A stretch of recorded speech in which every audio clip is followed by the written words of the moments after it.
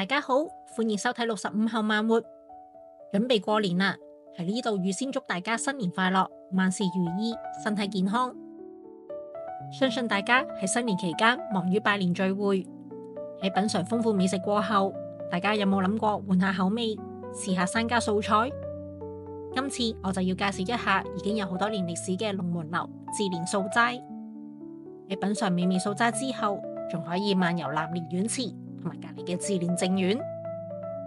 志蓮素齋喺2006年正式開業，呢一間素菜館由志蓮淨苑創辦，位於南蓮苑池嘅龍門樓入邊。餐廳嘅定位唔單止係提供膳食，更重要嘅係推廣素食文化，而佢哋所得嘅淨收入亦都會用於南蓮苑池嘅管理同埋營運。要去志蓮素齋，大家可以乘搭港鐵去到鑽石山站，由 C2 出口走出嚟，跟住指示牌穿過南蓮苑池，大概5分鐘左右就可以見到隱藏喺局部後面嘅志蓮素齋啦。沿途仲會經過唔少原池嘅打卡位，大家可以做一啲嚟，先影下相，再慢慢享受素齋，又或者飯後漫步欣賞。志蓮素齋設有最低消費額同埋限時，呢一點大家要留意。今次我哋嚟嘅係午市，最低消費額為每位150蚊，不設加一服務費，限時1個半鐘。菜式分前菜、燉湯、主菜。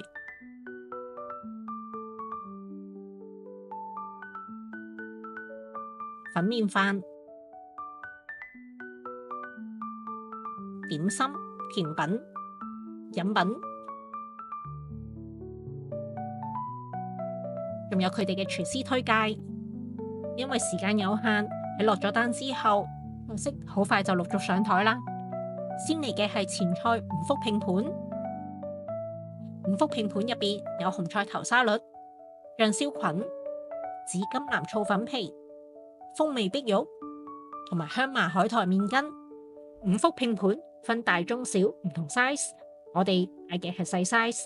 色澤鮮豔嘅紅菜頭切成條狀，配上黃豆沙律醬調味，呢個味道普通。醬燒菌用上杏鮑菇，杏鮑菇先走過油，再加上醬油醬燒之後，醬汁掛喺菇面，食落去先係醬香，然後菇嘅鮮味慢慢滲出嚟，口感爽滑，越嚼越香。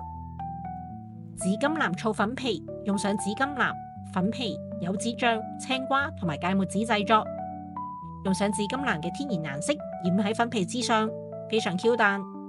拌上酸甜嘅醋汁，食起嚟清爽開胃。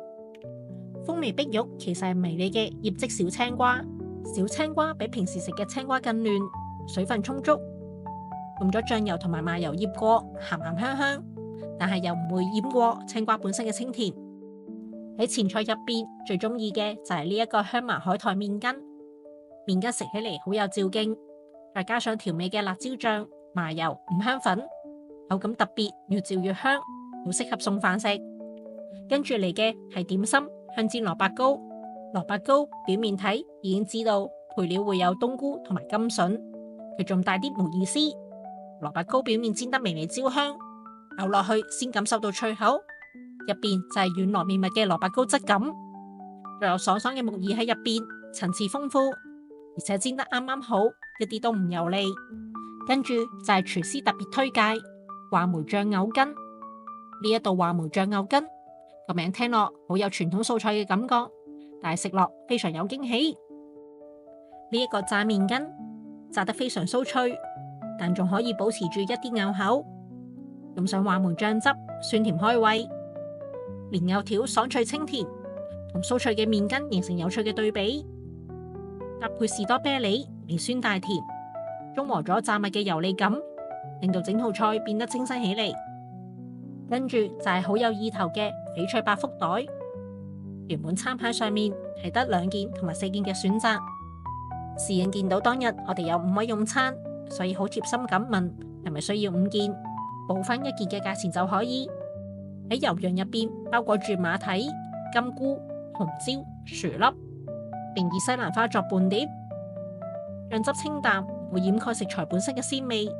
喺傳統文化入邊，福袋象徵住吉祥同埋好運，而呢一個福袋入邊仲裝住各種蔬菜，亦都有百財聚來嘅寓意。嚟呢一度食一道翡翠百福袋，為自己儲滿滿滿嘅福氣。跟住呢一味餸有一個好特別嘅名稱，叫做牛肝菌黃金水鬼蟲豆腐，而佢亦都係其中一個廚師推介。水鬼蟲其實係一種客家傳統豆腐嘅做法。呢一個豆腐嘅外層微微金黃，帶點韌性，但係入邊非常嫩滑，加上牛肝菌嘅香氣同埋黃金菇嘅爽滑清甜，呢一個餸法一流啊！炸物可以雙拼，我哋就揀咗酥炸海苔卷同埋酥炸栗香南瓜。海苔卷嘅口感比較豐富，有腐皮嘅豆香、海苔嘅鮮味、冬菇嘅鹹香同埋馬蹄嘅爽脆。栗香南瓜就比較單純，外脆內軟。南瓜嘅天然甜味係主角，再加上栗子嘅香氣，食起嚟溫暖舒服。兩道炸物都做得不油不膩，師傅嘅火候掌握得非常之好，值得一試。而主食我哋就嗌咗藜麥松露蘆筍炒飯，呢一個一上台就已經聞到松露嘅香味，但係味道就唔太霸道，啱啱好啊！炒飯炒得粒粒分明，完全冇多餘嘅油。黃色部分相信大家都會以為係蛋絲，但係呢度提供嘅食物同埋飲品都唔含肉類同埋蛋嘅關係。呢啲黃色條狀其實係檸檬絲，加上菇類增加口感。最後我哋嗌咗蓮蓉壽桃包同埋薑汁黑糖千層糕做飯後甜品。蓮蓉壽桃包呢一個造型好吸引，粉紅色嘅頂部模仿真實壽桃嘅色澤，精緻又有心思。蓮蓉餡幼滑細膩，完全唔會過甜，外皮軟軟糯糯，同埋蓮蓉餡好夾啊！薑汁黑糖千層糕深淺分明，紋理好靚啊！軟糯中帶啲彈性，但唔黏牙。薑汁嘅微辣同埋溫暖感同黑糖好夾，食完成個都暖晒。最後埋單係1172蚊，5個人分享，人均235。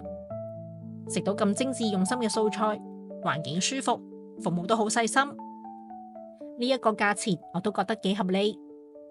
而且呢度嘅素菜低油低鹽，食完完全冇負擔。食飽咗行出餐廳，天朗氣清，慢慢欣賞呢一個喺2006年開幕嘅訪唐園林，由志蓮淨苑策劃、設計同埋管理，以政府、機構同埋私人合作模式興建。呢一片土地原本係鑽石山寮屋區嘅一部分，經過清拆同埋重建之後，打造成呢一座城市中嘅綠洲。原址興建嘅目的係為咗推廣中國傳統文化，提供一個可以俾公眾欣賞園林藝術、感受自然寧靜嘅空間。南蓮園池雖然係人工建造嘅園林，但處處體現住雖由人作，遠自天開嘅理念。水聲、樹影、古建築，一切都係咁自然和諧。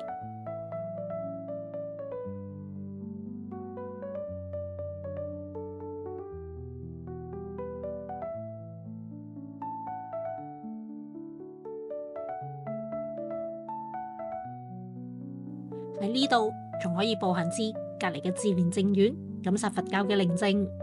如果你都想喺忙碌嘅生活入邊，俾自己一個喘息嘅空間，嚟呢度行下園林，食一頓清靜嘅素齋，其實都係一個好好嘅充電方式。今次嘅介紹就先到呢度。如果你中意呢條影片，請你收藏、點讚同埋訂閱。多謝大家嘅收睇，我哋下次再見，拜拜。